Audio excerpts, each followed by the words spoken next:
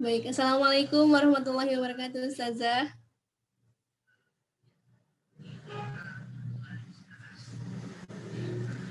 Sepertinya masih di unmute ya. Waalaikumsalam warahmatullahi wabarakatuh. Iya, Alhamdulillah, Masya Allah. Kita semua sudah menunggu Ustazah dari tadi. Ya mohon maaf ya, hang tiba-tiba. Karena Oh, dipakai dari Masya jam 5 Allah. mungkin. Tadi dari Masya jam 5 Allah. sudah ada kuliah, jadinya baru selesai tadi. Makanya kejar-kejaran, ternyata hang. Ya Allah, mohon maaf sekali lagi. Tidak apa-apa. Tidak apa-apa. Kita sudah tidak sabar nih menyimak kajian mengenai rukhsah atau keringanan puasa untuk ibu hamil dan menyusui ini. Alhamdulillah tadi sudah sedikit disampaikan untuk CV-nya, Masya Allah. Luar biasa sekali ya Ustazah. Alhamdulillah di tengah kesibukan beliau bisa mengikuti, beliau bisa mengisi materi pada pagi hari ini, Masya Allah. Oh iya Ustazah, kan sebentar lagi tuh Ramadan ya, 2 hari lagi. Masya Allah. Kita sangat bahagia sekali untuk menyambut Ramadan ini, tapi tentunya muncul pertanyaan nih kepada untuk ibu-ibu yang hamil dan menyusui. Sebenarnya gimana ya, puasa nggak ya gitu? Apakah ada keringanan atau rukhsah untuk ibu hamil dan menyusui untuk tidak berpuasa, dan pada kondisi seperti apa nih kalau misalkan tidak puasa, dan fidyahnya pun harus berapa kayak gitu. Kayak suka galau dengan pertanyaan-pertanyaan seperti itu gitu. Baiklah, untuk menjawab kegalauan dan pertanyaan-pertanyaan tadi, kita bersama-sama ya simak kajian bersama Ustazah Erika Dewi Elsi. Kepada Ustazah dipersilakan. Hatur nuhun, syukran, jazakillah khairan, Teh Eis. Mohon izin untuk bisa share screen ya. Bisa nggak? Kayaknya belum bisa ya. Bisa? Saya izin share screen? Bisa Ustazah.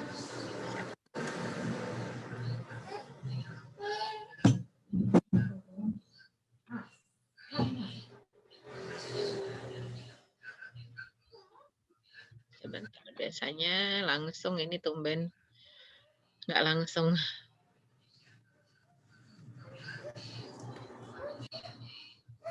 Ya, saya buka dulu. Bismillahirrahmanirrahim. Assalamualaikum warahmatullahi wabarakatuh. Alhamdulillah, alhamdulillahilladzi hadana li hadza wa ma kunna linahtadiya laula an hadanallah. Allahumma shalli wa sallim wa barik ala sayyidina Muhammad wa ala alihi wa sahbihi ajmain wa man tabi'ahum bi ihsanin ila yaumiddin. Rabbi shrah li sadri wa yassir li amri wahlul 'uqdatam min lisani yafqahu qawli, amma ba'd. Alhamdulillah, akhwat fillah rahimakumullah. Mohon maaf masih belum bisa share. Biasanya bisa ya. Tumben ini kok nggak bisa nih. Biasanya langsung kebuka ya. Coba sebentar saya lihat dulu. Ya, Pak Dodi atau Kang Fajrul mungkin bisa dibantu. Sebentar. Alhamdulillah sekali lagi Allah SWT mengizinkan kita ada di bulan Sya'ban, walaupun ini bukan bulan suci ya. Penting buat kita untuk apa? Memahami ternyata bulan ini adalah bulan di mana Rasulullah SAW banyak sekali yang mengerjakan saum ataupun puasa ya. Jadi kalau di bulan Sya'ban ini Rasul banyak sekali mengerjakan saum ataupun puasa, bahkan nyaris sampai sebulan penuh. Maka ini bulan Sya'bannya ya. Ini alhamdulillah sudah terbuka. Baru di bulan Sya'bannya, belum di bulan, kelihatan nggak share screen ya? Terlihat share screen saya? Ya, terlihat. Terlihat, alhamdulillah. Insya Allah terlihat. Ya, jadi kalau kita lihat ternyata Rasulullah SAW saum Sya'ban ini sampai sebulan penuh, kecuali disisakan 1 hari 2 hari menjelang Ramadan supaya tidak masuk ke dalam kategori yaumus syak ya. Jadi kalau kita lihat betapa Rasul saumnya itu semangat sekali dari bulan Sya'ban, dan kalau bulan Rajab digunakan sebagai bulan murajaah hafalan Al-Qur'an ya, kita sebagai umatnya tentunya harus mencontoh itu, harus meniru itu ya. Nah, kalau kita mengatakan mencontoh, meniru semangatnya Rasulullah dengan para sahabat untuk menyambut bulan suci Ramadan yang setiap tahun kalaupun berjumpa pasti kondisinya beda. Dan Rasul sendiri mengatakan Ramadan setiap tahun itu tidaklah sama, bukan Ramadan yang sama. Jadi Ramadan setiap tahun itu adalah Ramadan yang berbeda dan yang paling jelas berbedanya adalah kita. Kita pasti beda dalam, menyambut Ramadan setiap tahunnya. Apa yang nomor satu paling berbeda adalah kondisi dan usia. Usia nggak mungkin sama. Tiap Ramadan usia kita bertambah atau jatah umur kita berkurang, udah pasti. Setiap Ramadan ya jatah umur kita berkurang. Berarti kekuatan pun akan menyurut, akan surut gitu ya. Ini yang kita sebut kekuatan akan berkurang ketika kita hitung sudah lewat masa muda ya, lewat masa pemuda usia 18 tahun, 20 tahun itu masa pemuda. Sesudah itu akan semakin kurang kekuatan kita. Ditambah lagi kondisi kita yang pasti beda.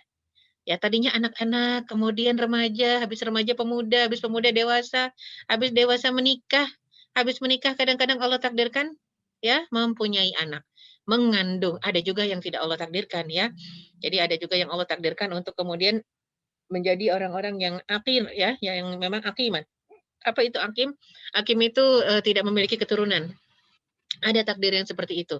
Sehingga kita semua sebenarnya tidak perlu, khawatir ya kalau kita mengatakan kita ingin punya keturunan. Insya Allah kalau memang takdirnya akan punya. Kalau bukan takdirnya apapun upayanya tidak akan dapat.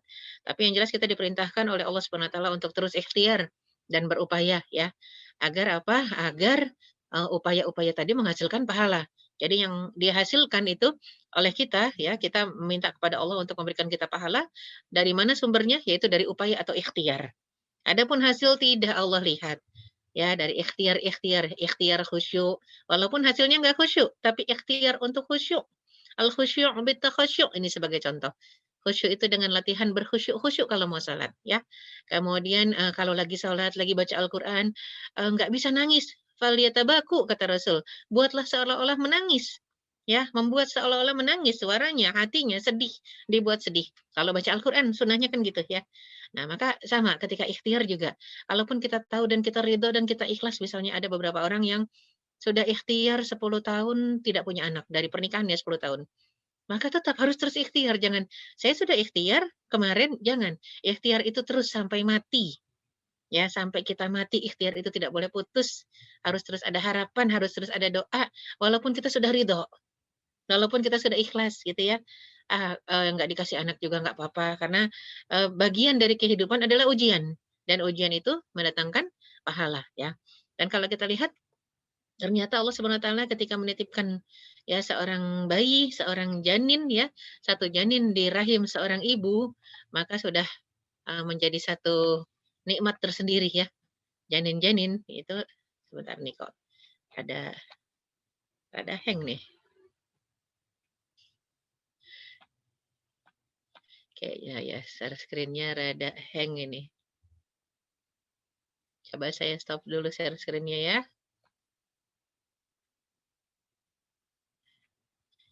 Ini, agak-agak bermasalah di share screen nih. Biasanya sih nggak begini nih tumben ya.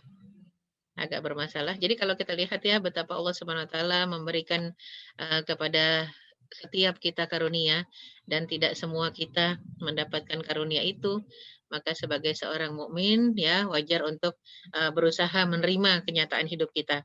Dan ternyata yang memang normalnya, menurut kebanyakan orang kalau sudah berhubungan suami istri, maka akan memiliki keturunan. Padahal ternyata ya kalau nggak punya keturunan juga tetap aja itu satu hal yang normal ya. Karena kalau sudah takdir tidak ada yang tidak normal ya. Maka penting buat kita pada akhirnya ternyata kalau Allah titipkan bagaimana?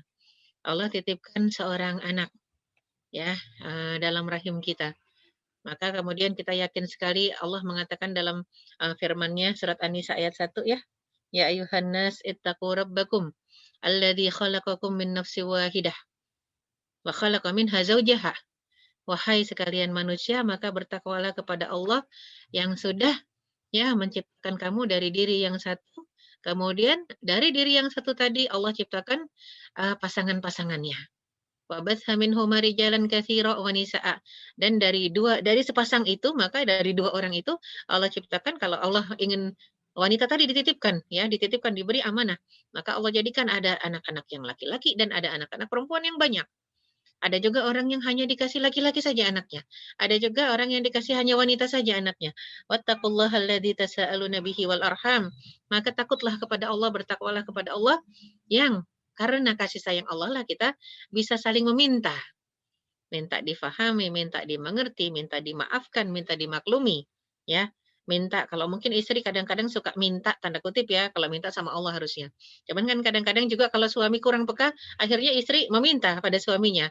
Minta uang, minta nafkah, minta baju, minta makan gitu ya. Anak-anak juga gitu minta pada orang tuanya. Innallaha kana 'alaikum raqiba. Ya, ketahuilah bahwasanya Allah Subhanahu wa taala sangat-sangat mengetahui dan mengawasi, memantau kita. Raqib, kayak CCTV yang tidak pernah, hilang dan tidak pernah rusak, tidak pernah mati, itu CCTV-nya Allah ya. Maka ada orang yang berusaha ketika ingin hamil itu mengikuti program kehamilan. Nggak apa-apa kalau memang program kehamilannya, syar'i ya, sesuai dengan syariat. Ada yang memperbaiki pola makan, nggak makan junk food lagi, nggak makan yang segala sesuatu yang bercampur MSG, nggak makan, apalagi sesuatu yang sifatnya instan gitu ya. Itu kan junk food semua ya. Yang instan-instan, makanan instan sudah nggak mau ya. Terus merutinkan puasa selama 3 bulan, disarankan puasa Nabi Daud terus 3 bulan berturut-turut, insya Allah kalau Allah berkehendak, masya Allah kana wa ma lam yasya' lam yakun. Maka kalau Allah berkehendak insya Allah kita akan juga ya diberikan keturunan. Kemudian memakan kurma 21 butir sehari, ada yang nggak kuat sampai muntah-muntah gitu ya, karena nggak terbiasa. Dan juga makan habatus sauda ya, terus juga bee pollen ya, 1 sendok makan sehari. Bee pollen itu intisarinya madu ya. Terus madunya juga 5 sendok makan sehari, omega 3-nya dari ikan ya. Itu 2 kali 2 sehari, jadiin kapsul sekarang, masya Allah. Jadi ini salah satu, ikhtiar. Kita lihat ternyata bentuk-bentuk ikhtiar banyak ya. Cuman yang jelas salah satunya adalah ikhtiar yang kita sebut, promilnya ini ya, ustadz dokter. Dokter yang ustadz juga, Zaidul Akbar ya. Nah, maka kalau kita mengatakan kenapa sih perempuan harus hamil? Ya, apa sih emang enak hamil gitu ya? Kalau yang namanya beban, suruh bawa beban 9 kilo tiap hari selama 9 bulan nggak ada yang enak. Tapi kalau kita lihat betapa Allah SWT memuliakan wanita dengan reproduksi ya. Jadi al-jannatu tahta aqdamil ummahat. Surga di bawah telapak kaki ibu. Siapa sih orang yang disebut ibu? Yang punya anak, yang melahirkan. Dan ada juga ibu guru. Dia tidak punya anak biologis tapi dia punya anak ideologis, gitu ya.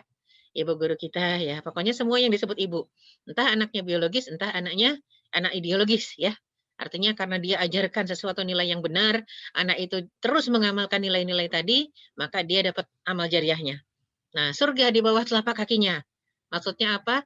Ibu yang ngajar ini, entah itu ibu kandung, entah itu ibu angkat, entah itu ibu guru, yang mengajarkan kebaikan-kebaikan kepada anak-anaknya, anak-anak kandung atau ke anak didik, maka setiap langkahnya dijanjikan surga, ya. Entah langkahnya ke sekolah, entah langkahnya ke dapur, ke kamar mandi mau nyuci, ya, langkahnya ke majelis taklim, semua langkah-langkah tadi ya dijanjikan surga. Makanya surga ada di bawah telapak kaki ibu. Alangkah mulianya wanita. Kalau ada yang wanita nggak mau jadi ibu, pengen seumur hidup pengen jadi perawan atau seumur hidup pengen jadi bujang, ya. Kalau dipanggil, ada kan ibu-ibu yang nggak mau dipanggil ibu, ya. Panggil kakak deh gitu, atau panggil tante, nggak mau jadi ibu. Ada juga nenek-nenek yang nggak suka dipanggil nek, nggak suka dipanggil, eyang, nggak suka dipanggil jidah. Panggilnya ini aja deh, ibu ataupun apa. Kadang-kadang ada nenek-nenek yang suka dipanggilnya bude oleh cucunya sendiri. Kenapa? Biar awet muda. Wah, ini nggak bagus ya, karena, sungguh Islam memuliakan seorang ibu. Dan juga Rasulullah SAW sampai mengatakan, "Tazawwaju atau tanakahu tanasalu." Menikahlah dan berketurunanlah. Dan Rasulullah SAW sendiri mengatakan, "Inni mubahin bikumul umam yaumal qiyamah." Aku bangga dengan jumlah kalian yang berkualitas tentunya ya. Nanti di hari kiamat umatku banyak, itu aku bangga sekali. Dan larangan membatasi kelahiran tanpa alasan syar'i, nggak boleh KB kalau tidak ada alasan yang sesuai syariat. Kalau takut miskin, wah nggak sesuai syariat, nggak boleh KB. Takut sakit, nggak sesuai syariat, kecuali betul-betul memang sakit, bukan takut sakit. Kecuali memang ada penyakitnya, alasan medis boleh. Ya, jadi anjuran untuk mengatur kelahiran, bukan membatasi 2 saja, 1 saja, 3 saja. Haram hukumnya kalau memang alasannya eee, ekonomi, ya. Jadi diharamkan. Dan anjuran memilih istri dan suami yang subur. Gimana caranya dan gimana taunya? Apa dicobain dulu? Naudzubillah min dzalik, nggak bisa begitu. Ya, kalau disebut memilih istri dan suami yang subur, makanya ada majelis ta'aruf, tanya, haidnya teratur nggak? Ini kalau perempuan ya. Kalau laki-laki tentunya perempuan nggak berani bertanya. Ya, kalau laki-laki, utuslah orang laki-laki yang ada dalam keluarga kita untuk kenal sama calon kita. Tanya gimana dia, suka mimpi basah nggak? Ya, terus itu tahu sendiri deh. Ini saya nggak tahu di sini ada laki-laki atau enggak ya. Ya, laki-laki paling tahu, ya mungkin ada juga suami-suami ya. Paling tahu kalau bangun pagi, kalau lagi subuh, dari anak kecil bisa kita lihat. Mohon maaf kemaluannya dia tegang berdiri insya Allah subur. Baru satu contoh saja ya. Maka kemudian itu bukan ditanyakan oleh perempuan langsung ke calonnya dan tidak ditanyakan oleh laki-laki langsung ke calonnya gitu ya. Kamu haidnya gimana? Teratur nggak? Riskan. Utus orang wanita untuk bertanya. Utus ibu, utus kakak ya. Utus tante untuk bertanya. Makanya penting ada comblang yang islami ya, comblang syar'i, penengah, utus ibu guru, utus guru ngaji untuk bertanya.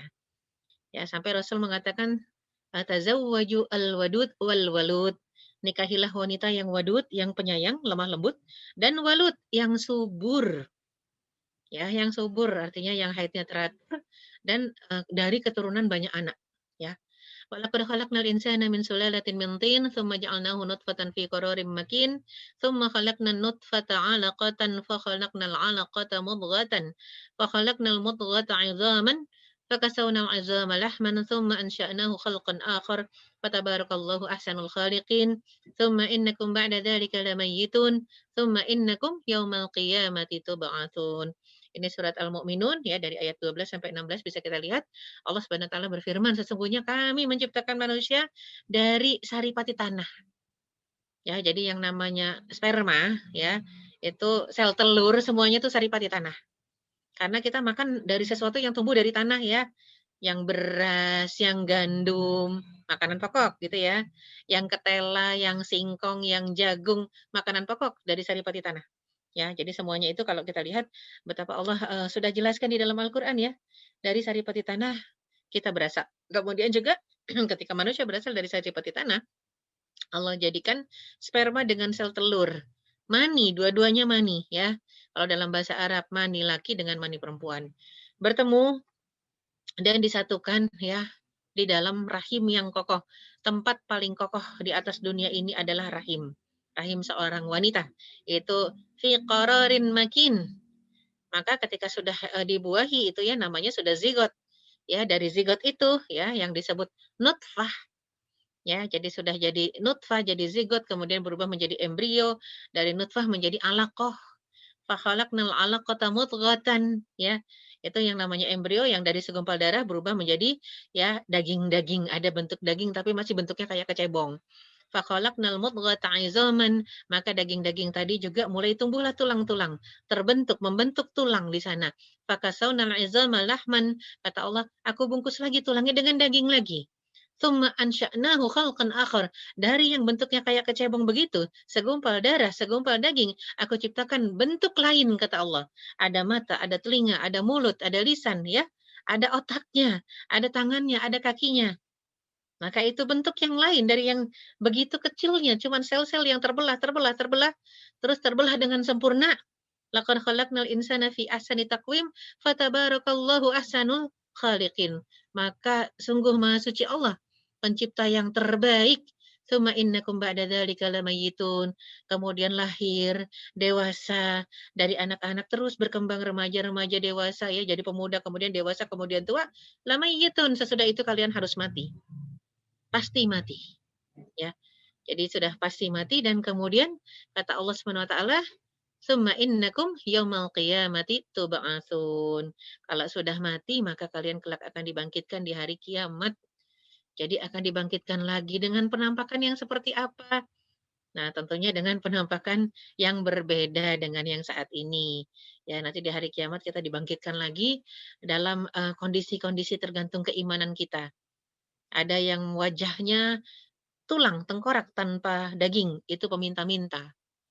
Ya, ada yang jalannya miring, laki-laki yang tidak adil terhadap istri-istrinya. Ada juga yang secepat kilat ya, berlari ke kelompok yang baik, itu orang bertakwa. Jadi beda-beda penampilannya. Nah, oleh karena itu kalau kita mengatakan ada yang hamil, ada yang menyusui, ada yang sakit, apakah Allah Subhanahu wa taala tidak memberikan keringanan? Kalau mereka semua pasti sudah akil balik kan, sudah terkena taklifus syar'i, sudah terkena kewajiban syariat untuk melaksanakan perintah-perintahnya. Maka apakah, tetap tidak ada keringanan? Oh jangan salah. Karena Allah Subhanahu wa taala sendiri kalau dalam surat Al-Baqarah ayat 183 sampai 187 menjelaskan kepada kita ya rinciannya. 2 kali diulang, faman kana minkum maridhan aw ala safarin fa iddatun min ayamin ukhra. Barang siapa di antara kalian yang sakit atau musafir, maka kalau enggak kuat, kalau tidak kuat melaksanakan puasa Ramadan, silahkan fa iddatun min ayamin ukhra, batalkan dan qada di luar Ramadan. Makanya menyambut bulan suci Ramadan tentunya harus berbekalkan fikih siam, ya, fikih puasa. Agar apa, Ramadan kita isi dengan keilmuan, ya, dengan pemahaman, full, nggak masih ragu, "Aduh gimana ya, saya sebenarnya nggak kuat tapi takut batalin," ya. Tapi rata-rata orang Indonesia lebih lucu. Kuat puasa, lagi hamil, kata dokter sehat, tiba-tiba dari bulan kemarin tuh sudah, "Ustazah saya kan lagi hamil nih 3 bulan, nanti saya bayar fidyahnya sama ustazah ya," dengan girangnya. Lah kok fidyah, sakitkah? "Nggak sakit ustazah." Terus kata kata dokter apa? Kata dokter, "Kandungannya gimana?" Kalau saya tanya. Mereka menjawab, "Kandungan saya sehat ustazah." Lantas kenapa mau, bayar fidyah saja nggak mau puasa? Loh katanya boleh ustazah. Nah, ini yang penting untuk diluruskan, ya. Jadi dibolehkannya untuk orang-orang yang tidak sanggup. Karena ayat mengatakan, "Wa 'alal ladzina yutiqunahu fidyatun ta'amu miskin." Untuk orang yang puasa itu rasanya berat sekali. Gimana kita taunya berat? Kalau nggak dicobain. Coba dulu ya. Jadi nggak ujuk-ujuk, "Ya sih ustazah saya kuat, saya sehat, janin juga kuat, kata dokter semuanya alhamdulillah sempurna sejauh ini, tapi suami saya ngelarang." Ini syariat Allah bukan syariat suami. Ya, suami-suami harus paham, dia tidak berhak untuk membuat syariat, ya. Jadi istrinya kalau kuat dan sehat, janinnya juga bagus, kuat, sehat, saum. Wa anta sumu khairul lakum in kuntum ta'lamun. Puasa itu lebih baik buat kalian kalau kalian tahu. Puasa menyehatkan, ya. Puasa juga membentuk pribadi takwa. Kutiba alaikumus-syiyam, diwajibkan puasa, ujungnya apa? La'allakum tattaqun. Agar kita menjadi hamba bertakwa. Apa itu takwa? Taat pada Allah. Perintah Allah kerjakan. Larangan Allah tinggalkan. Dan takut hanya pada Allah. Itu takwa. Maka kalau kita lihat mengisi bulan suci Ramadan harus dengan bekalan ilmu, harus belajar fikih siam, kita harus tahu dulu syarat puasa itu wajibnya buat siapa? Sahnya buat siapa? Untuk muslim, muslimah, akil balik. Aqilah balighah. Ya, untuk seorang muslim laki perempuan yang berakal dan balik. Kalau nggak berakal, gila, nggak wajib. Ya, berakal, belum balik, masih anak SD kelas 1, kelas 2 belum wajib. Ya, dilatih saja ya. Kemudian sah nggak? Misalnya akil balik ya, tapi nggak muslim, nggak sah. Jadi sahnya juga berkaitan dengan muslim dan akil. Kalau orang yang nggak balik, sah nggak? Sah. Tapi pahala puasanya untuk orang tuanya.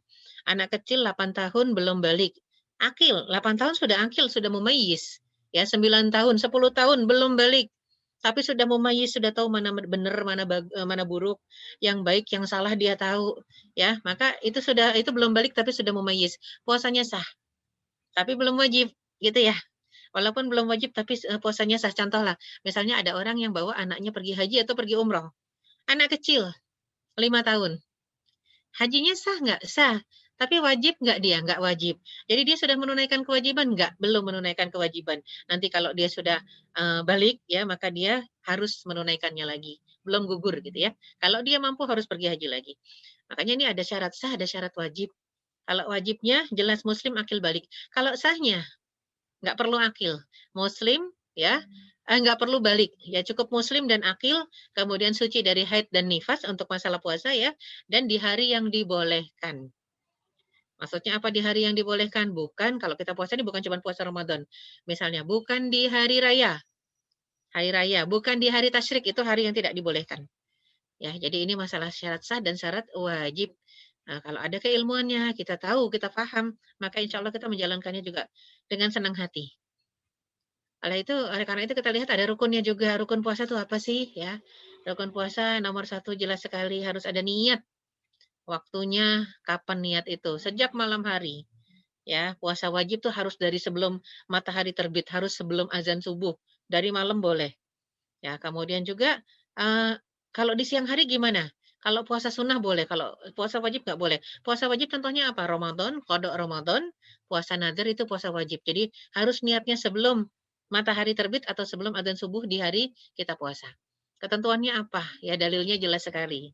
Innamal a'malu binniyat. Segala perbuatan tergantung dari niatnya. Makanya kalau kita ihram tergantung tempat. Ya, tempat kan ada mikot ya. Tapi kalau puasa niatnya di hati. Makanya bicara masalah melafazkan niat di hati jelas itu ijma sepakat ulama. Tapi kalau bicara dilafazkan atau tidak. Kalau Syafi'i dan Hambali, Imam Syafi'i, Imam Hambali mengatakan sunnah dilafazkan. Ya, kalau Maliki khilaf aula, artinya antara dilafazkan atau tidak itu khilaf. Terserah mau dilafazkan mau tidak, yang penting ada niat gitu. Kalau Hanafi makruh dilafazkan, cukup dalam hati karena niat tempatnya di hati, ya. Maka imsak dari definisi puasa itu adalah al-imsak, menahan diri. Ya, kalau di bahasa Indonesia imsak itu apa? Bukan puasa, bukan menahan. Imsak adalah 10 menit sebelum azan subuh. Itu definisi orang Indonesia ya. Jadi aslinya imsak itu adalah menahan diri sejak terbit fajar. Kapan terbit fajar? Allahu Akbar, azan subuh. Jadi kalau kita bangun, aduh azan subuh tinggal 3 menit lagi, makan, minum. 3 menit cukup ya. Makan 3 butir kurma, minum 2 gelas, selesai ya. Nah, cukup insya Allah. Jadi memang kalau kita lihat betapa, memang unik ya, bangsa Indonesia yang banyak sekali berbagai macam suku ya, banyak penduduknya ya, bahasanya juga berbagai macam ya.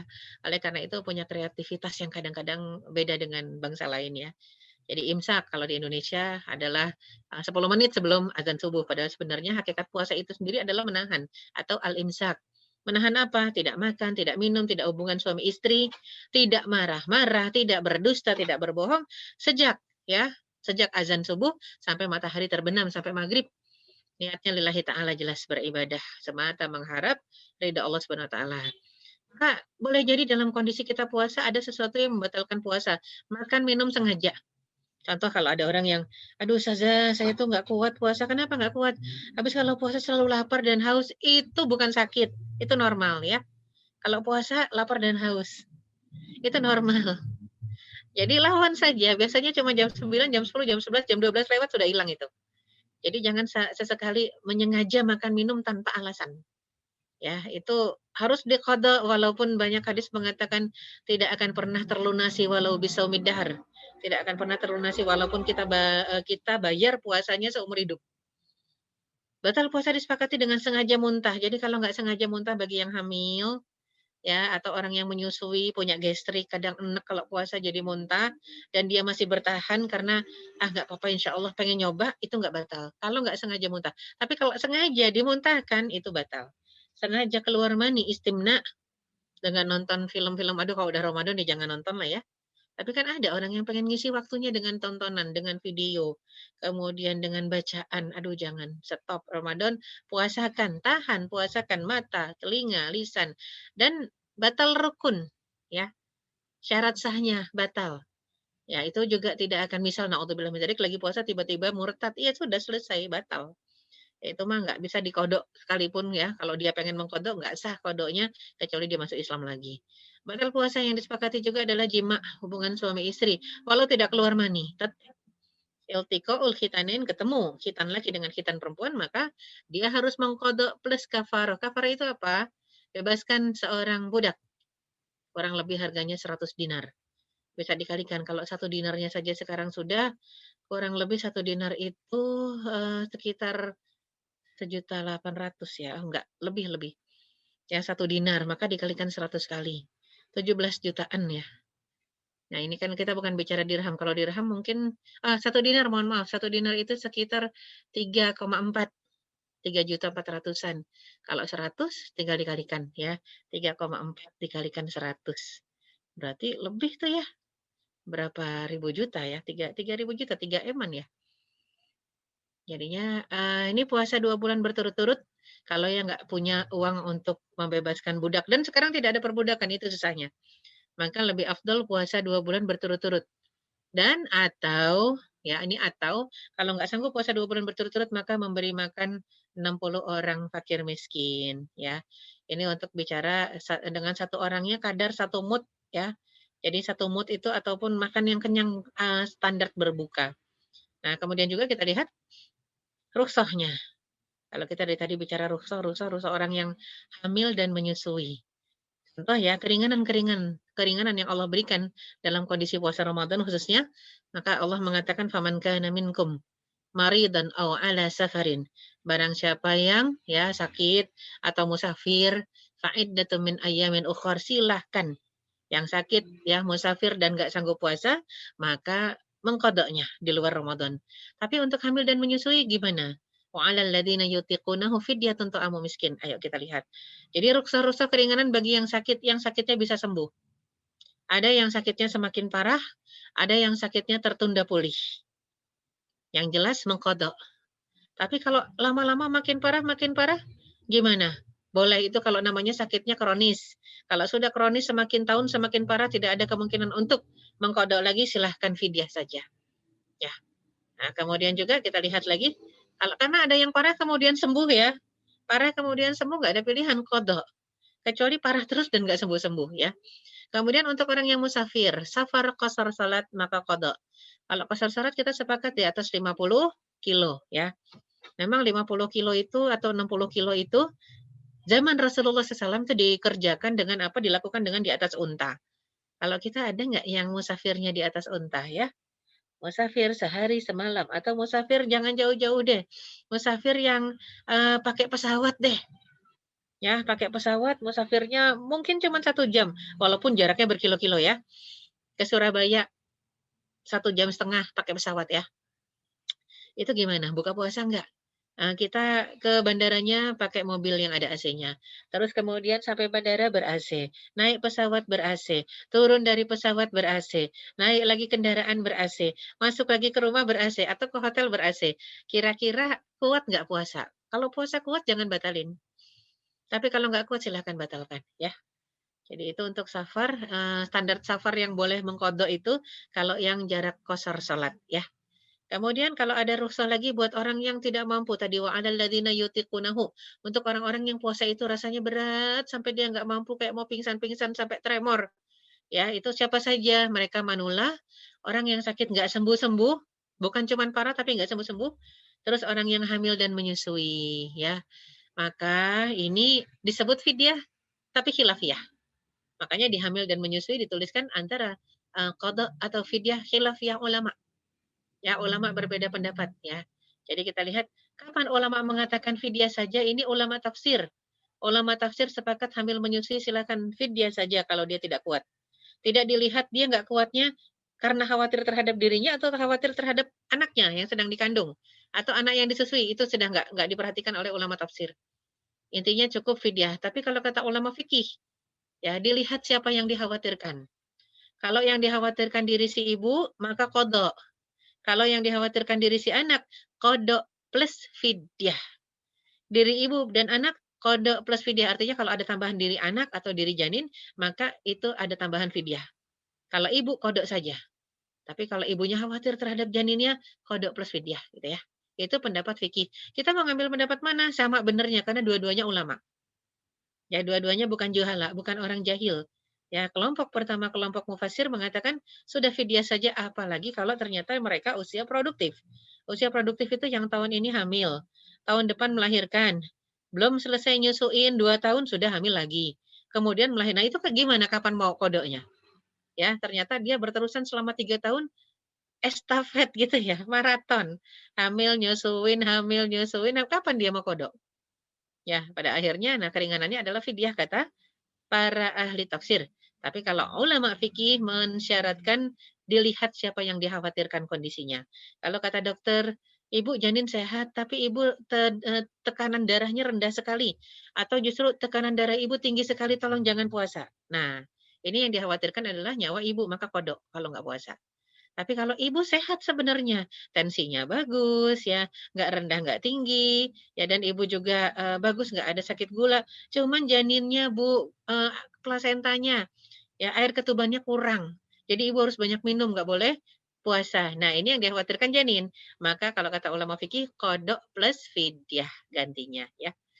Kemudian untuk kondisi-kondisi tertentu, contoh ya, darurat kita sebenarnya nggak pernah niat mau batalin puasa, tapi ternyata karena pekerjaannya keras sekali, pekerja keras gitu ya, pekerjaannya berat sekali, atau dalam kondisi dipaksa ya, dan kepanasan, kehausan ya, maka silahkan mengqadha. Kalau memang sudah nyaris nyaris tewas gitu ya, ya malam udah niat puasa, berbukanya saat tidak kuat, menghormati bulan suci Ramadan. Ada orang yang memang letih sekali, seperti anak-anak kita misalnya yang belum wajib puasa kan tetap harus dilatih untuk puasa. Itu ada kalanya, tengah hari sudah nggak tahan Bu, gitu ya, pengen batal, biarkan. Kalau memang belum balik, maka dia tidak ada kewajiban. Ya, memang Rasulullah SAW sendiri mencontohkan untuk yang belum akil balik, tetap dilatih. Dilatih sampai dibuat lupa dengan laparnya. Dulu di masa Rasul gimana caranya melatih? Rasulullah SAW itu mengajarkan anak-anak kecil di masa Rasulullah dengan membuat kerajinan tangan. Apa itu? Boneka dari kapas. Ya Rasul ajarkan buat boneka dari kapas sampai mereka keasikan main. Anak kecil kan kalau asik main itu nggak inget makan. Bahkan susah disuruh makan. Masalahnya, kalau udah masuk bulan suci Ramadan, setan membisikkan di telinga mereka. Yang biasanya susah makan, jadi pengennya makan dan minum terus. Ya, walaupun asik makan tapi tetap asik asik main tapi pengen makan. Padahal di luar Ramadan asik main nggak mau makan gitu ya. Nah, jadi ini disiasati oleh orang tuanya dengan diajarkan ya, dibuatkan mainan-mainan, diajarkan menulis, diajarkan menggambar ya. Nggak masalah itu buat anak-anak kecil kenapa diajarkan melukis, pemandangan alam ya, atau bebek-bebekan, ayam-ayaman nggak masalah. Kenapa diajarkan agar dia fokus ke mainannya dan lupa, ya lupa berbuka. Tapi kalau kemudian, udah jam 3 nih, wah udah nangis rewel, kasihkan saja. Ya kasihkan saja.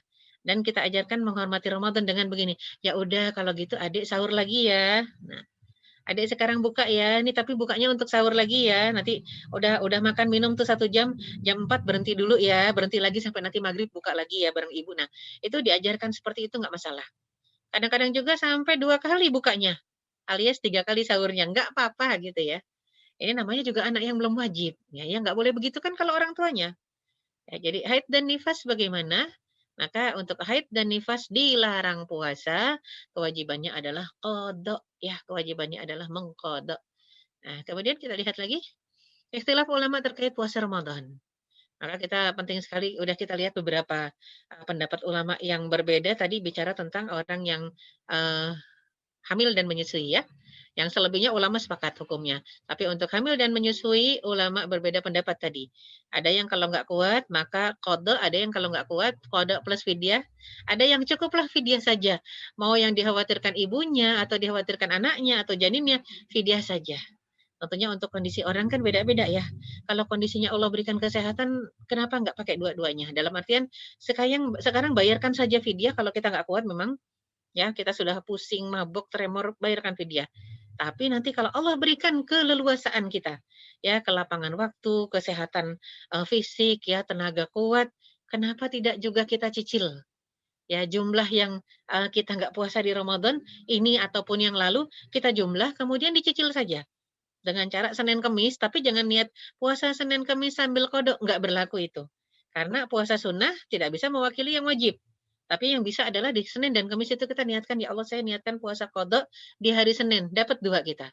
Dapat puasa kodok dan dapat niat puasa sunnah Senin. Begitu juga di Kamis. Begitu juga di Ayyamul Bid ya, yang wajibnya niatnya dikedepankan. Maka apa saja selain, niat tadi ya, selain apa, untuk orang yang hamil dan menyusui apalagi yang dikaitkan dengan, ikhtilaf ulama, nih haruskah niat puasa Ramadan tiap malam diulang lagi. Maka kita lihat madzhab Hanafi mengatakan hukumnya harus niat tiap malam. Ya, tiap malam tuh artinya dari kita sudah maghrib tuh udah malam, sampai sebelum azan subuh. Ya, kapanpun sekali saja sudah ada niat sudah cukup. Kalau kata madzhab Maliki boleh dengan 1 niat untuk 1 bulan. Contoh, kita di awal Ramadan nanti sudah niat, "Ya Allah, saya niat saya puasa Ramadan sebulan penuh, bismillah." Kalau kata madzhab Maliki cukup itu. Kalau kata Imam Syafi'i harus tiap malam juga, ya. Gabungkan saja dua-duanya lebih cakep. Agar kalau kita terlupa bangun sahur, kita sudah niat. Ya, jadi dari awal Ramadan, nih misalnya nanti malam masuk, yang masuk 1 Ramadan kan maghrib. Makanya kenapa kita sebelum puasa besok sudah tarawih dulu, karena sudah masuk Ramadan gitu ya. Jadi begitu selesai tarawih langsung ingatkan, "Ya Allah saya niat puasa Ramadan sebulan penuh." Ya sudah masuk tuh sahnya puasa dari pandang tata cara pandang mazhab Maliki. Tapi pengen afdal lagi nanti begitu bangun sahur, kita ulang lagi. Kalau nggak kebangun, toh kita sudah niat gitu ya. Itu yang paling penting. Hambali juga mengharuskan niat tiap malam ya. Ini perbedaan-perbedaan pendapat ulama. Kemudian kalau belum kodok puasa, udah masuk Ramadan lagi gimana? Kayak tadi ya, alhamdulillah kalau tadi untuk yang hamil dan menyusui, kita masuknya kategori khilafiyah. Ini kan yang repot kalau bukan hamil dan menyusui, haid, cuman gara-gara haid saja. Ya, haid tahun lalu, ya pas lagi Ramadan, misalnya ada yang haidnya lama 15 hari, itu sekarang baru dikodok 5 hari. Setahun 5 hari dalam kondisi sehat. Terlalu ya, kelewatan itu. Tapi gimana kalau memang ternyata seperti itu ada juga. Maka untuk madzhab Hanafi, kodok dan tidak perlu fidyah. Kodok saja, nggak perlu juga jadi double. Tapi nanti tunggu ya, Ramadan berlalu, ingat-ingat hutangnya tahun lalu berapa? Tinggal 10 saja, oke 10 nanti lunasi. Kalau kata madzhab Maliki, Syafi'i, Hambali sepakat. Kodok dengan jumlah yang memang sama, nggak usah bertambah, tapi plus fidyah sebagai bentuk hukuman. Kenapa bisa berjumpa Ramadan lagi tapi belum lunas hutangnya? Ya. Kemudian kita lihat, nah ini juga wanita hamil dan menyusui. Qada atau fidyah, ini pendapat perbedaan hukumnya ya. Maka kalau kata Imam Hanafi cukup qada saja, siapapun yang dikhawatirkan qada saja. Kalau kata Maliki fidyah saja. Kalau kata Syafi'i qada plus fidyah kalau khawatir bayi. Ya, qada dan fidyah, tapi kalau khawatir nyawa ibu saja cukup qada saja ya. Hambali sama seperti Syafi'i. Qada plus fidyah kalau khawatir janin ataupun anak yang disusui. Ya, kalau ibunya saja cukup qada saja. Jadi kita lihat kenapa sih ada perbedaan pendapat? Karena ternyata ulama-ulama fikih ini ingin memberikan ya keleluasaan beramal dengan memilih dan kemudian ingin memberikan sesuatu yang afdol hukumnya. Agar untuk orang yang sehat bisa ambil ya amalan yang terbanyak kalau sehat. Tapi kalau nggak sehat gimana ya? Untuk orang yang tidak sehat sudah selesai. Ya, nggak masalah kita kalau lagi di kondisi nggak sehat, ambil yang ringan misalnya fidyah saja ya. Ini satu pilihan. Kemudian juga kita lihat untuk yang haid dan nifas. Wanita yang tengah haid dan nifas apabila telah suci pada bulan Ramadan, pada saat fajar belum terbit meski semenit ya. Kadang-kadang kan suka gitu. Tadi tadi Isya masih ada flek coklat, tapi begitu kita lagi sahur nih, ya waktunya orang sahur kita cek udah bersih. Tapi 2 menit lagi, semenit lagi azan subuh. Sudah, makanya penting untuk terus ngecek lagi, ngecek lagi, ngecek lagi pakai kapas. Pakai kapas. Ketika kapas keluar putih, harus segera mandi. Kalau nggak mandi dulu, kita makan dulu, bagus itu. Kalau memang ternyata bersihnya saat sahur, sahur dulu, nggak apa-apa, mandinya sesudah sahur. Walaupun sudah azan nggak masalah. Yang penting dia nanti dapat salat subuh ya. Jadi ini disebutkan maka hal tersebut mewajibkan dirinya berpuasa. Tidak mengapa mandinya setelah fajar terbit atau sesudah azan. Ya, namun dia tidak boleh menunda mandi hingga matahari betul-betul terang, nggak boleh ya. Karena apa? Dia tetap wajib salat subuh. Dan apabila seorang wanita sudah merasakan bahwa dirinya akan mengalami haid, namun darah baru keluar setelah azan maghrib, maka puasanya tetap sah. Yang repot kalau dia dari asar udah ngerasa, ini kayaknya ada yang keluar deh. Tapi dia nggak mau ke kamar mandi. Cuma apa? Karena nggak mau dan takut mendapati ternyata betul-betul sudah keluar. Ada yang bandel ya. Saya ke kamar mandinya nanti aja deh kalau udah maghrib. Pas keluar dia berusaha meyakinkan dirinya. Ini keluarnya barusan kok. Padahal tadi asar dia sudah mules. Itu nakalnya seorang perempuan gitu ya. Jadinya dia dari tadi sudah mules, dia tahu itu kayaknya keluar kok, kan beda rasanya. Tapi dia nggak pengen apa, nggak pengen ngutang. Padahal Allah Subhanahu wa taala paling tahu ya, Maha tahu kalau dia sudah haid itu sebenarnya. Jadi berhutanglah walaupun keluar darah haidnya 1 menit sebelum adzan maghrib, ya itu bayar kodok harus ya. Jadi kemudian apabila wanita yang mengalami nifas setelah suci sebelum 40 atau 60 hari. Pendapat siapa 60 hari itu pendapat Imam Syafi'i ya. Maka kalau sudah bersih, dicek pakai kapas, dia wajib puasa, kembali melaksanakan sholat 5 waktu, berumroh nggak masalah, bercampur dengan suami nggak apa-apa. Tapi apabila ternyata dalam periode 40 hari tersebut, di antara 40 hari, darah berhenti, kemudian datang lagi, itu masih nifas. Atau 40 hari berhenti, tiba-tiba hari ke-45 keluar lagi, ternyata dia ambil pendapat Syafi'i yang 60 hari. Kadang-kadang rahim kita ngambil pendapat itu. 60 hari, saya 6 kali, 7 kali hamil, tapinya yang satu keguguran, 6 kali melahirkan, itu nggak sama semua, nggak semua sama. Anak pertama 60 hari nifasnya. Anak kedua cuma 45 hari. Anak ketiga 30 hari. Hanya 30 ya, 30 hari. Anak keempat ya, sekitar 39, nggak sampai 40. Kemudian anak kelima balik lagi, ya 60. Nah, anak keenam sebentar, hanya 2 minggu. Jadi ternyata beda-beda. Beda-beda ya kalau kita lihat kondisi rahim kita beda-beda. Makanya fleksibilitas kita untuk menangkap aturan fikih juga begitu harusnya. Ya, berkembang terus, jangan akhirnya resah, "Aduh, saya sudah hari ke-45 masih darah keluar." Ambil yang pendapat Imam Syafi'i yang 60 hari. Jadi kita nggak resah. Karena kadang-kadang ada yang resah. Nah, kita boleh resah kalau, "Ustazah ini darah ngucur terus sudah 63 hari." Ya itu kita yang harus resah itu ya. Kenapa 63 hari? Harusnya ke dokter gitu ya. Jadi kita lihat meskipun demikian puasa, salat, haji, dan umroh yang telah dilakukan dalam kondisi suci tetap sah. Contoh, nggak usah jauh-jauh nifas dalam kondisi haid. Haid itu kan nggak selalu ngucur terus ya. Misalnya kayak saya, haidnya biasa 10 hari. Terus saya pergi ke tanah suci. Tiba-tiba hari kelima berhenti tuh. Ya hari kelima berhenti dicek pakai kapas betul-betul berhenti. Saya buru-buru mandi, saya tawaf. Sesudah selesai tawaf, sesudah selesai sa'i, balik ke hotel dilihat, keluar lagi. Itu kita harus husnuzon. Tadi saat tawaf sah, saat tawaf itu tidak keluar, harus yakin itu ya. Saat tawaf, tidak keluar dan itu adalah suci dan sah. Tidak perlu diulang lagi karena kan dilarang tawaf, karena tawaf dengan salat sama. Ya, tawaf adalah salat, perbedaannya hanya kalau tawaf boleh bicara, kalau salat nggak boleh bicara, itu aja. Makanya orang yang sedang ihram, ya nggak bisa langsung tawaf kalau lagi haid. Ya, tapi ihramnya sah, makanya dia tunggu sampai bersih, berhenti darah keluar, segeralah mandi, cepat-cepat tawaf, gitu ya. Itu kondisi nggak seperti sekarang ya, kalau pandemik ini, wah, susah ya. Bahkan untuk masuk tanah suci aja kita dilarang ya, itu dia. Jadi kita lihat, tidak perlu diulang lagi kalau memang kita kerjakan dalam kondisi bersih, tidak keluar darahnya, ya tidak mengucur, ya selama ibadah tersebut dilaksanakan dalam kondisi suci, itu kondisinya suci. Makanya penting juga, untuk wanita ya, kadang-kadang jangan menganggap yang namanya haid dan nifas itu cuti. Haid berarti cuti 10 hari atau cuti 7 hari. Cuti ibadah, cuti salat ya. Nifas juga gitu. Saya cuti 40 hari. Enggak begitu. Dilihat. Selalu cek kalau tiba-tiba berubah jadi dari merah, dari hitam tiba-tiba berubah jadi kuning, cek cepetan. Kalau berhenti, mandi, mandi salat. Tapi kalau dalam periode itu tiba-tiba keluar lagi itu masih nifas. Ya, atau itu masih haid. Nah, jadi penting. Jadi kadang-kadang kan orang kalau ditanya, "Loh, masih nifas?" Jawabannya apa? "Iya, belum 40." Itu jawaban yang salah. Kalau ditanya, "Masih nifas?" "Iya, darahnya masih keluar." Itu benar.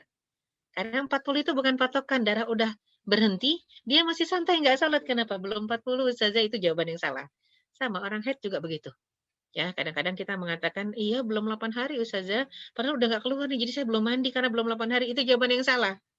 Kalau darah berhenti mengalir, maka dia harus salat, ya. Dan apabila wanita mengalami keguguran dan janin yang dikeluarkan belum berwujud manusia, belum terdapat cikal bakal anggota tubuh seperti tangan, kepala, belum ada bentuknya leh. Maka dalam kondisi demikian, wanita tersebut dalam kondisi istihadah, bukan nifas, bukan haid. Ya, dengan begitu dia tetap berkewajiban untuk sholat dan saum di bulan Ramadan. Serta boleh suaminya berhubungan, ya. Jadi halal berhubungan suami istri. Ini kalau misalnya baru 2 minggu, sudah positif nih ya, positif cek, udah tes pregnancy, ternyata positif.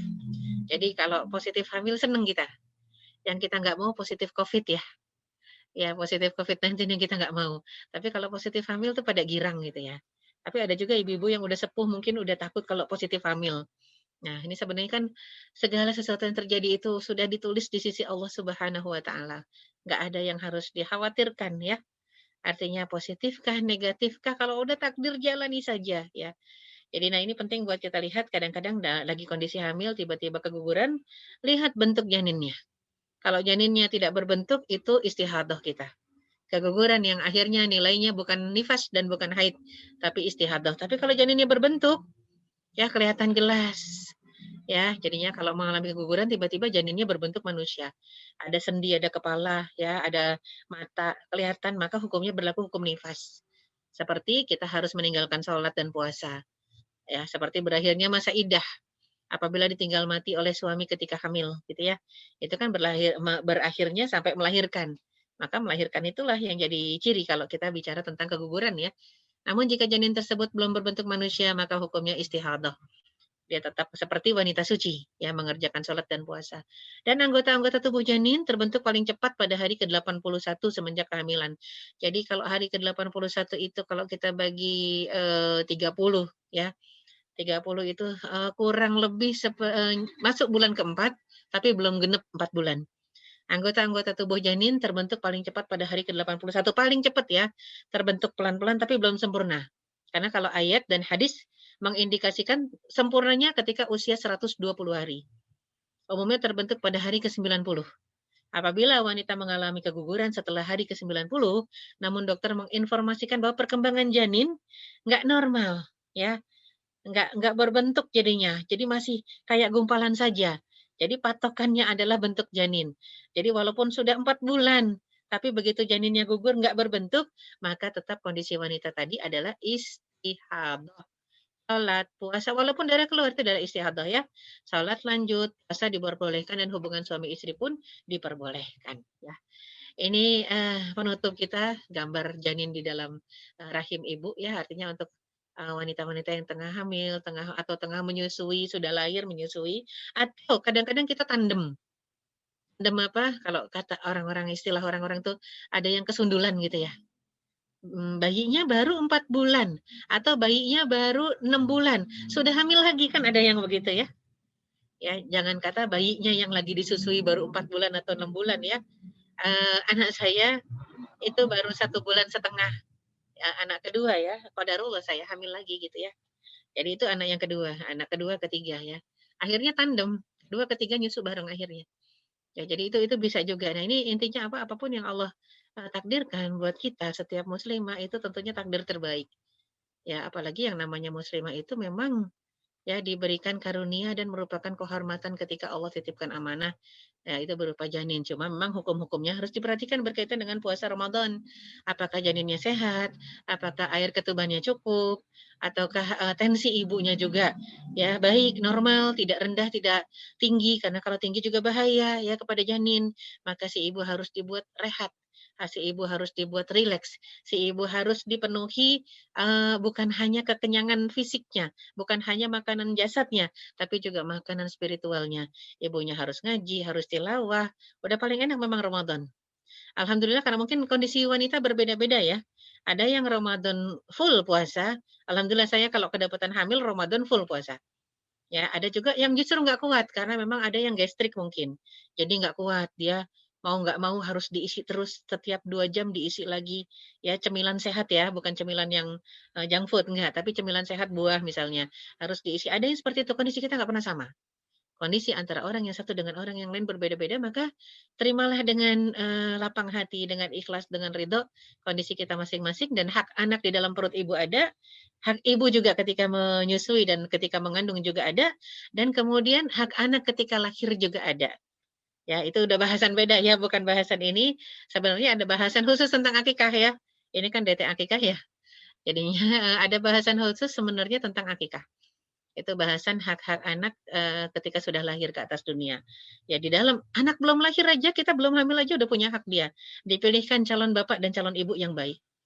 Apalagi ketika sudah ada dalam rahim ibunya, udah ada di sulbi bapaknya. Wah, itu sudah yang disebut orang tua bisa punya gelar orang tua durhaka ketika anak belum lahir ya. Anak belum ada dalam janin, belum jadi janin aja kita sudah punya predikat durhaka bisa.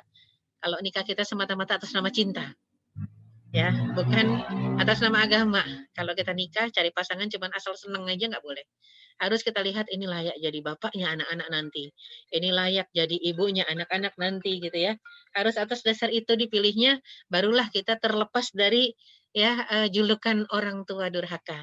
Begitu anak lahir ada haknya lagi ya, diadankan, diikomatkan, ditahnik, dicukur, dikasih nama, diakekahi.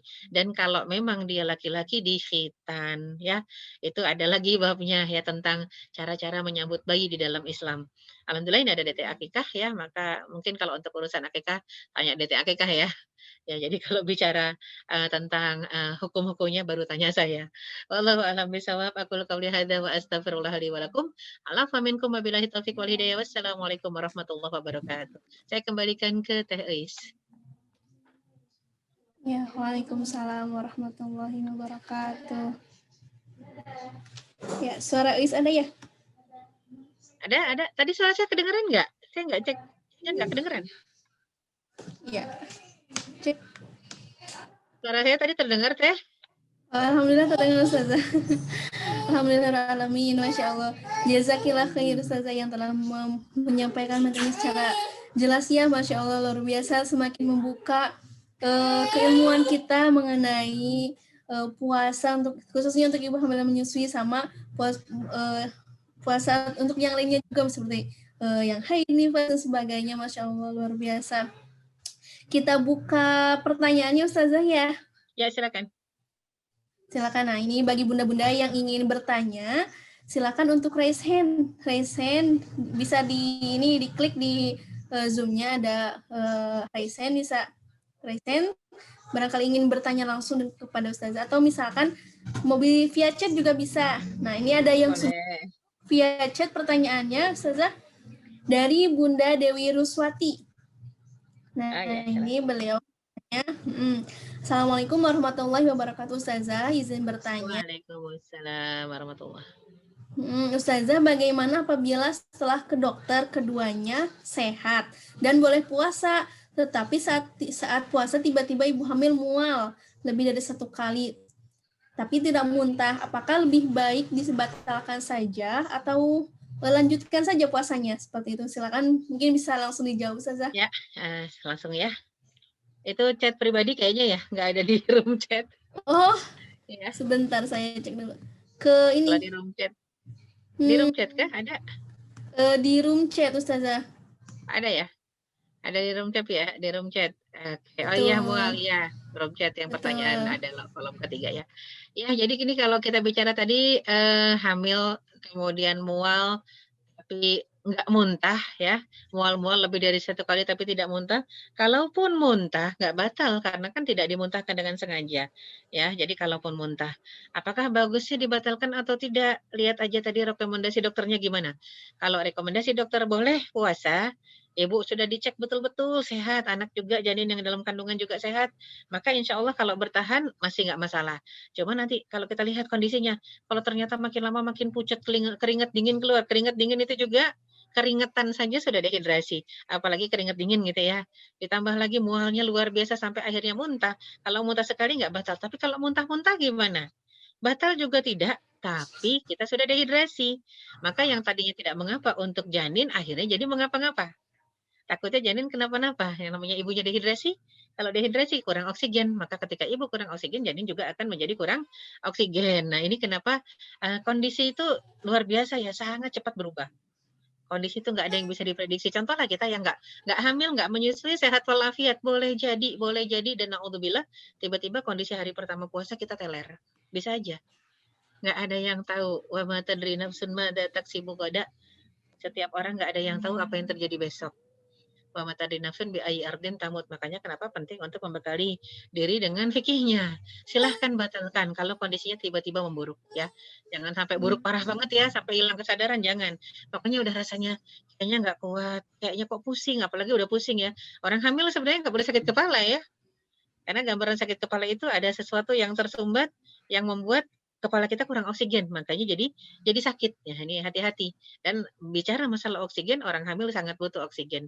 Makanya kenapa Allah SWT langsung memberikan arahan ya, wa 'alal ladzina yutiqunahu fidyatun ta'amu miskin. Untuk orang-orang yang puasa itu rasanya berat sekali, silakan fidyah saja ya. Itu sebenarnya kasih sayang Allah ya. Yang puasa berat itu kan nggak cuma hamil dan menyusui, ada manula yang sudah tremor, lemes, yang 80, 90 tahun ya. Kemudian juga ada yang nih, cuman kan uniknya orang Indonesia kadang-kadang 50 tahun aja udah bilangnya, "Saya sudah tua," padahal belum tua gitu ya. Jadi yang tua tuh yang 80, 90 okelah tua. 50 mah masih ya, masih seger itu. 50, 60 masih seger ya. Jangan buru-buru minta pensiun, karena pensiun itu artinya mati. Kalau orang hidup nggak ada pensiunnya, ya. Jadi memang ayo, dirasakan, dengan perasaan semangat, bahagia, dan kuatkan diri dan kuatkan hati ya.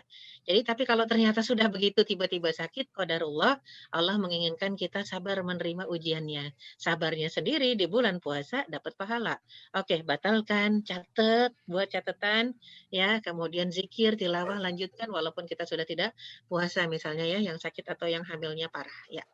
Allahu a'lam bishawab. Ya, Masya Allah. Alhamdulillah ya, Bunda sudah terjawab untuk pertanyaannya. Nah, barangkali Bunda yang mau bertanya langsung, bisa raise hand. Bisa raise hand di Zoom-nya. Jadi bisa konsultasi atau bertanya langsung kepada Ustazah untuk mengenai puasa nanti ya. Nah, Ya, ini bagus ya, ada yang nanya lagi. Mungkin ya. Desi Rosyani, alhamdulillah. Ya. Sudah 12 minggu ya, berarti sudah masuk 5. Mau masuk 5 nih ya. Nah, kemudian gimana caranya karena suka keliengan. Nah, nih ya. Gimana kalau kemungkinan tidak puasa, HPL-nya sih masih September ya melahirkannya, insya Allah mudahkan. Kemudian kalau misalnya nyusun sampai tahun depan gimana?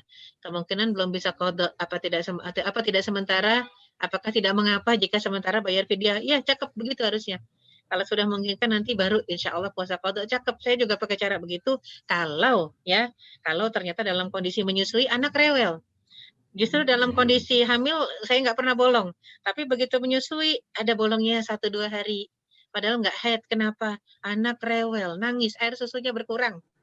Ya, dan anak ketika masih ASI eksklusif, air susu berkurang luar biasa rewelnya. Beda kalau sudah ada makanan lain ya, ada empasi, makanan penambah ASI, beda. Itu kan umurnya kalau udah 8 bulan. Saya semua nggak pernah ngasih pas usia 6 bulan, 8 bulan baru. Anak pertama dulu sempat dikasih usia 6 bulan empasi, tapi ternyata terganggu perutnya. Memang paling bagus lama ngasih empasi itu. Kecuali memang produksi air susu kita nggak cukup ya. Kalau ASINya bagus, empasinya nanti deh 6-8 bulan deh. Ya baru kasih makanan pendukung ASI gitu ya. Bukan pengganti, itu juga pendukung ya. Jadi penambah ASI, artinya pendukung ASI, ASI juga itu juga. Nah, jadi kalau misalnya kita kayaknya anak kita nggak kuat, lagi nyusuin, ya gimana? Akhirnya kita batalkan, catat harinya, berapa hari kita berhutang. Bagusnya tadi ya, yang disebutkan, gimana kayaknya kalau kita ambil pendapat nih, Mbak Desi Rosyani, kita pendapatnya fidyah dulu, tapi nanti kalau Allah memberikan kita kelapangan, barulah kita qadha, kita cicil cakep. Itu yang terbaik ya. Terus ada lagi? Ya, Masya Allah. Dari Bunda Rizky Janati Utami nih, beliau bertanya, Assalamualaikum warahmatullahi wabarakatuh, Ustazah. Izin terkait pembayaran fidyah selama nifas, apa itu boleh dibayarkan per hari? Misal sudah masuk ke Ramadan hari ke-1, ternyata nifas, kemudian bayaran cicil keesokan harinya, hari kedua, dan seterusnya. Nah, itu terkait pembayaran fidyahnya apakah per hari atau bagaimana nih, Ustazah? Ya, ini ada juga di Rumbiyat, nggak ada ya kayaknya ya? Ada, Ustazah. Ya, saya nggak ketemu nih di Rumbiyat. Oh, Mbak Rizky. Paling bawah. Oh, paling bawah ya. Saya tadi masih menelusuri yang di atas. Oh, udah lari ke bawah ya. Oke, nggak apa-apa, nanti kita balik lagi ke atas ya. Ya, jadi ternyata ini kalau misalnya ini pengertiannya harus diluruskan ya. Haid dan nifas tidak ada ganti kecuali kodok. Haid dan nifas ya. Loh, bukannya yang nifas itu nyusuin? Tidak semua wanita nifas menyusui. Ada yang begitu sudah melahirkan, dia nifas, atau tadi keguguran, ya. Dia nifas, oh kalau keguguran nifas sepakat nggak ada fidyah qadha itu. Kan janinnya gugur. Ya, misalnya sudah 8 bulan, udah berbentuk, janinnya gugur. Itu sepakat, tidak ada fidyah, itu qadha. Ya, jadinya ini penting untuk dipahami dulu. Haid dan nifas tidak ada gantinya kecuali qadha. Tapi kalau misalnya menyusui gimana? Berarti kita tidak bicara nifas. Kita bicara menyusui, wanita menyusui. Apalagi kalau misalnya kita double ya, dia menyusui juga, dia nifas juga. Makanya tentu lebih susah. Kalau sudah menyusui dan nifas juga, berarti keringanan dari syariat semakin berat kasusnya, semakin ringan hukumnya ya. Maka boleh fidyah saja. Berarti yang saya pahami di sini bukan nifasnya ya. Karena kalau nifas saja, orang yang nifas saja dan tidak menyusui anaknya, dia tidak boleh fidyah. Dia harus qadha. Jadi kalau ibu bicara tentang fidyah, maka jangan bicara tentang nifas. Nifas tidak boleh difidyah. Ya, tapi bicara tentang saya menyusui anak saya. Ya, jadi hari pertama nifas, nah kemudian dibayar cicilnya, jadi nggak boleh berkaitan antara nifas dengan fidyah ya. Alhamdulillah langsung kita lari ke pertanyaan kesekian ya, Teis, karena harus diluruskan ya antara nifas dengan fidyah tidak berkaitan ya. Jadinya ini harus bicaranya tentang saya menyusui anak, habis melahirkan saya menyusui anak, kemudian dibayarnya dicicil keesokan harinya di hari kedua Ramadan. Ini maksudnya bayar fidyahnya. Apakah boleh? Boleh. Jadi untuk bayar fidyah boleh di Ramadan itu juga dan boleh ditunda sampai setahun sebelum berjumpa Ramadan yang akan datang. Sama seperti kita qadha puasa. Kita kodok puasa kapan jatuhnya? Jelas nggak mungkin kodok puasa di bulan puasa, nggak bisa. Jadi kalau kodok puasa di luar bulan Ramadan. Sampai kapan batas kodok puasa? Sampai sebelum jumpa Ramadan lagi. Nah sama, ya maka fidyah pun begitu. Mulainya kalau fidyah bukan sesudah Ramadan, justru kalau fidyah diutamakan, ya diupayakan dalam bulan suci Ramadan. Kenapa? Karena memberi makan orang berbuka atau memberi makan fakir miskin itu lebih afdol dalam bulan bulan suci Ramadan. Pahalanya lebih besar. Tapi kalau nggak punya uang nanti nggak apa-apa. Dia masih ada jeda waktu spesial sampai sebelum berjumpa Ramadan lagi ya. Wallahu a'lam bishawab. Ya, Betul, silakan. betul. Masya Allah, luar biasa. Ini ada yang bertanya, kalau misalkan nih saya punya hutang puasa dari waktu SMP SMA yang belum terbayar puasanya, apakah dibayar fidyah ataupun kodo seperti itu? Berarti itu hutang haid ya, kalau haid nggak boleh. Jadi kalau haid itu tidak boleh difidyah, harus qada ya. Tapi kalau ada yang mengatakan, "Saya nggak sengaja," ya itulah qada. Tapi kalau saya sengaja dulu waktu zaman jahiliyah gimana? Sengaja emang ya, nggak dibayar-bayar, nggak dikodok-kodok misalnya ya, nggak dikodok-kodok sengaja, nggak sempet main terus, keluar kota terus gimana? Sudah bentuk taubatan nasuha kita, kodok plus fidyah. Fidyah di sini bukan untuk bayar, tapi fidyah di sini untuk denda, ya. Jadi misalnya sudah ketemu Ramadan lagi, belum lunas utang puasa yang lalu.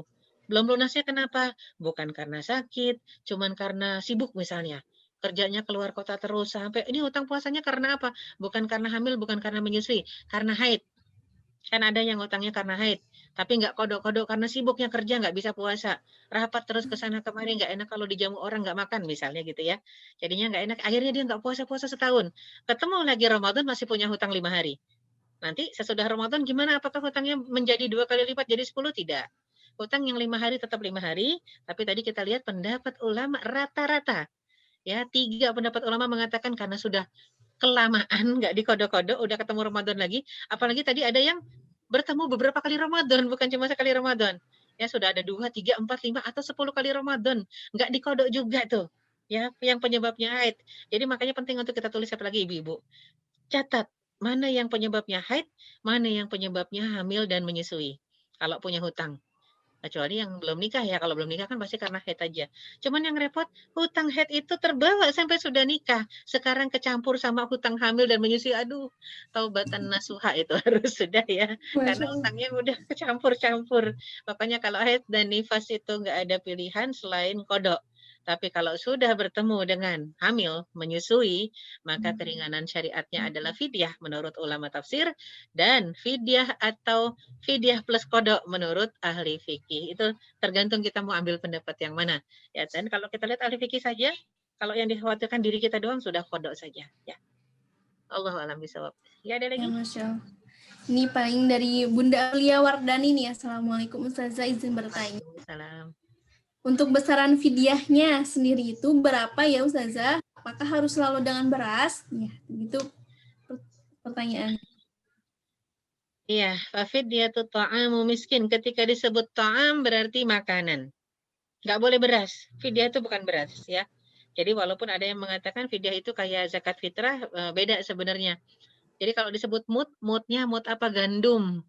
Mutnya mut untuk buat kalau zaman Rasul ya, yaitu untuk buat roti. Itu sudah termasuk terhitung makanan kalau gandum ya. Tapi kalau beras kan harus diproses dulu. Jadi nggak pakai beras, bagusnya pakai makanan aja. Ya, makanannya makanya tadi setaranya setara apa gitu kan ya, Vidya ada ukurannya. Sekian dinar, ya, sekian dirham. Itu kalau mata uangnya dinar dan dirham. Kalau kita gimana? Buat porsi takaran kita makan biasanya buka puasa itu makanannya kan ada pembuka, ada makanan, buat batalin gitu ya. Sebenarnya batalin itu murah, makanya kata Rasul fidyah itu murah. Cuma kalau fidyahnya orang Indonesia jadi beragam. Takjilnya aja bukan kurma sama air putih, ada kolak, ada gorengan, ada semuanya. Ya masuk, akhirnya jadi beragam dan jadi mahal, memberatkan diri. Padahal sebenarnya kata Rasul fidyah itu murah, tergantung kebiasaan kita sarapan. Sarapan kita biasa sarapan, iftar itu kan sarapan sebenarnya. Mana ada orang sarapan yang kenyang? Nggak ada. Dan mana ada orang sarapan yang mahal? Nggak ada. Ya, sarapan itu paling mahal nasi uduk gitu ya. Itu udah paling mahal. Artinya sarapan-sarapan biasa kan cuma pisang goreng. Makanya kalau kita lihat pekerja-pekerja keras, yang pekerja berat, yang butuh tenaga, kenapa juga disarankannya fidyah? Ya, bukannya fidyah itu mahal. Sedangkan mereka gajinya sedikit. Nanti dulu kita tanya, pekerja keras misalnya kuli bangunan, biasanya kalau sarapan pakai apa? Segelas kopi dengan 2 gorengan. Oke, itu fidyahnya. Masalahnya kadang kalau kita bicara itu sarapannya, begitu kita bicara fidyah-fidyahnya luar biasa. Karena orang Indonesia tuh lapar mata. Kalau udah mau buka puasa dibeli semua. Tapi yang dimakan apakah semua? Nggak sanggup kita makan. Apalagi, wah minuman ya. Bukan cuma kolak ya, ada kolak, ada es, ada jus, ada semuanya. Dibeli semuanya terakhir kembung. Kenapa? Karena kebanyakan air minum. Jadi memang penting sekali buat kita untuk akhirnya mengikuti sunnah Rasul. Ya fidyah itu biasakanlah makanan kita untuk makanan yang sehat. Kalau buka puasa cukup kurma dan air putih. Salat. Habis kurma dan air putih salat. Habis salat silahkan kalau mau makan. Jangan kekenyangan juga. Kenapa? Kita masih ada salat Isya, masih ada salat taraweh gitu ya. Jangan terlalu kenyang. Kalau mau kenyang sahur. Tapi tentunya dijamin kalau sahur mau kenyang-kenyang nggak bisa. Kenapa? Ngantuk ya. Sahur itu akhirnya apa? Kita memang dilatih untuk Ramadan ini agar selesai Ramadan jadi sehat. Tapi fenomenanya yang kita dapati selesai Ramadan rumah sakit penuh. Karena buka puasanya dan sahurnya salah cara gitu ya.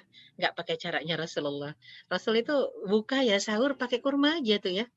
Sesudah itu oke kalau ada makanan makan, kalau nggak ada makanan ya udah. Makanya yang sehat itu yang benar puasanya habis puasa sehat dan kurus.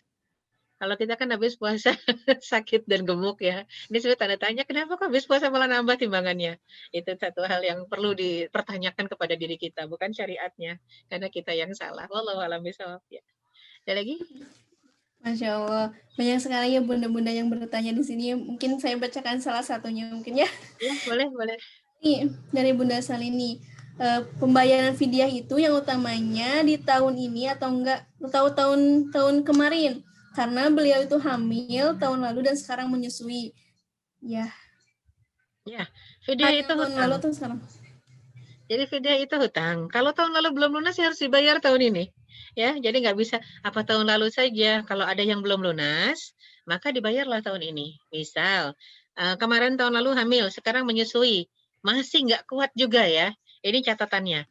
Karena wa'alal ladzina yutiqunahu itu untuk orang-orang yang tidak kuat. Gimana tahunya nggak kuat? Dicoba dulu gitu ya. Jadi harus dicoba untuk memastikan kuat nggak kuatnya itu harus dicoba. Sebentar. Iya. Saya kayaknya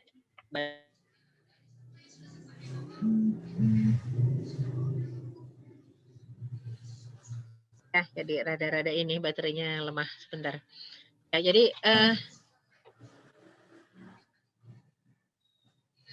kalau kita lihat kalau misalnya masih punya hutang berarti ya kita lunasi hutang tahun lalu plus tahun ini bersamaan kalau ada uangnya. Ya jadinya digabung aja. Kalau memang tahun ini nggak kuat juga ya. Karena kan nyesuaiin itu ada yang kuat, ada yang tidak. Kalau kita sudah minum yang banyak, makan juga sayuran hijau untuk menjaga mutu ASI gitu ya. Dan anak juga nggak rewel, lanjutkanlah. Wa antasumu khairul lakum. Dan puasa itu ternyata lebih baik. Buat anak juga lebih bagus. Jadi anak sendiri bisa merasakan asupan ruhianya, spiritualnya dengan ibu yang puasa. Jadi dia latihan puasa dari kecil. Ya, supaya dia juga bisa melatih menekan hawa nafsunya. Karena puasa itu bukan cuma nggak makan, nggak minum kan, si ibu nggak marah, si ibu nahan untuk bersabar, anaknya juga insya Allah sabar. Tapi ada mungkin yang anaknya sudah makin besar, misalnya usia 6 bulan belum dikasih empasi, nyusunya banyak banget, laki-laki bayinya, nah boleh jadi resah. Dengan begitu, mau nggak mau kalau udah 6 bulan sih sebenarnya udah mudah ya. 6-7 bulan kasih aja empasinya buah. Ya, tapi kalau yang repot kan kalau baru melahirkan.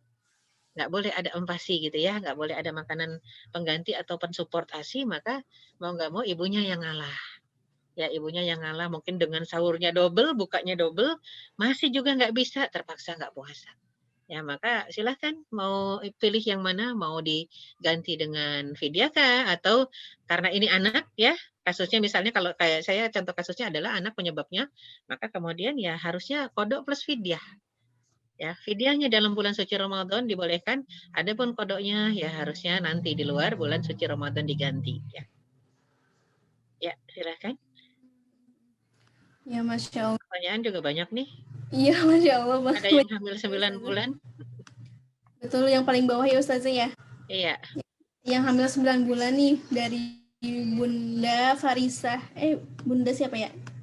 Sabia ya. Iya, betul. Nah, ya Sabia. Saya hamil 9 bulan, setelah kontrol kemarin kedua sehat, cuma tekanan darahnya kurang. Dan sekarang beberapa hari ini Ibu tiap sore ngerasa lemes terus. Gimana ya Ustazah? Coba puasa Ya. atau tidak?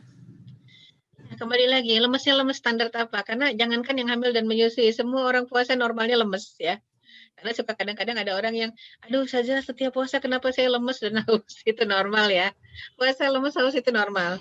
Ya, tinggal nih normal apa lemesnya nih lemes yang normal atau tidak. Kalau lemes yang normal tuh udah mendekati jam 5 sore haus itu normal ya.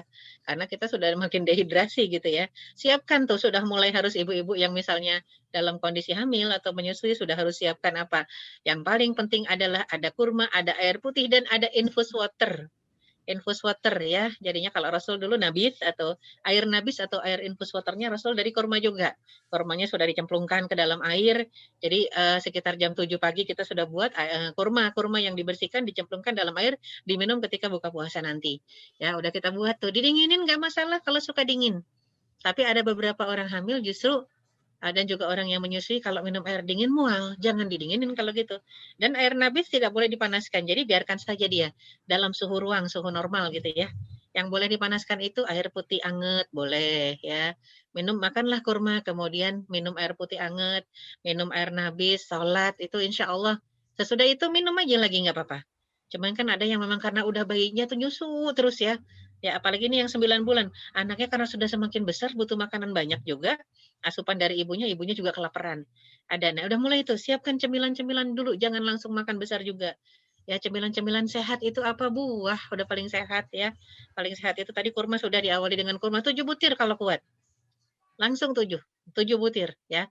Itu benar-benar nambah kekuatan. Tuh kurma aja sebenarnya udah cukup kita. Karena Rasul dengan keluarganya pernah 3 purnama, 3 bulan nggak makan apa-apa kecuali kurma. Sehat tuh ya, kalau yang mau diet bisa tuh. 3 bulan nggak makan apa-apa kecuali kurma ya. Kalau orang Indonesia benar-benar kurus karena kurusnya sedih kali ya. Kalau 3 bulan makannya kurma aja. Bukan karena dietnya, karena kesedihannya kali. Tapi kalau mau sehat kayak Rasul begitu, insya Allah kita akan dapati memang tubuh kita akan normal ya. Jadi masing-masing ibu akan tergantung kondisi kesehatan masing-masing. Jadi saya nggak bisa jawab bagusnya gimana. Kalau apalagi sudah sore, sore itu kan ibarat kata sudah lewat asar ya. Lewat asar, tinggal dikit lagi. Kalau memang bisa bersabar ya, dengan dibuat lupa deh. Buat yang nyaman kondisinya. Dilupa-lupain, jangan fokus ke dalam perut. Kecuali anaknya lasak. Anaknya nggak cuma namanya anak dalam perut kan nggak bisa nangis ya. Tapi ternyata di saat ibunya lapar, sudah keruyukan perutnya, ibunya haus, lemes banget, itu anak biasanya bergerak ke sana kemari itu ya. Jadi perut kita bentuknya akan, wah, kayak apaan perut kita gitu bentuknya karena anaknya nendang ke sana kemari. Nah, itu menandakan mungkin anaknya marah, anaknya nggak kuat. Bisa diajak ngomong dulu. Nah, sabar ya 2 jam lagi gitu. Ibu juga sabar kok 2 jam lagi sabar ya. Nah, ini patokannya sudah tinggal ibu. Ibunya jantungnya debar-debar nggak? Atau bahkan detak jantungnya mungkin nggak debar kuat malah melemah, ya hati-hati ya. Pucat, ya udah batalkan saja. Ya, tapi kalau ternyata ibu cuma ngerasa lapar, tapi kondisi fisik ya kelihatannya seger-seger saja, coba diajak bicara anaknya. Ya, nggak apa-apa ya lapar sebentar, ini bulan puasa, atau ibu buat treatment selang-seling juga bisa ya. 2 hari puasa, 1 hari tidak. 2 hari puasa, 1 hari tidak. Di awal ya, 2 hari puasa, 1 hari tidak. Ini kalau yang benar-benar godaannya luar biasa mungkin anaknya nggak kuat ya. Dicoba berbagai cara, nggak masalah insya Allah.